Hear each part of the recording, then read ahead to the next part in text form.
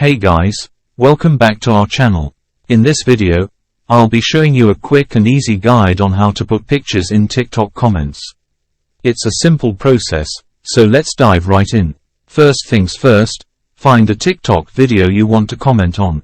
Now, if you want to reply with a picture, hit the comment icon located at the bottom right of the screen. Here, you'll see all the comments on the video. Choose the comment you want to reply to and tap on Reply. Now, take a look at your Gboard.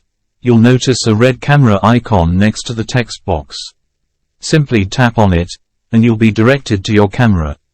From there, you can either take a video or tap on the photo option to send a picture. If you have a picture ready, tap on Upload, then select the photo you want to send. Once chosen, hit Next at the bottom.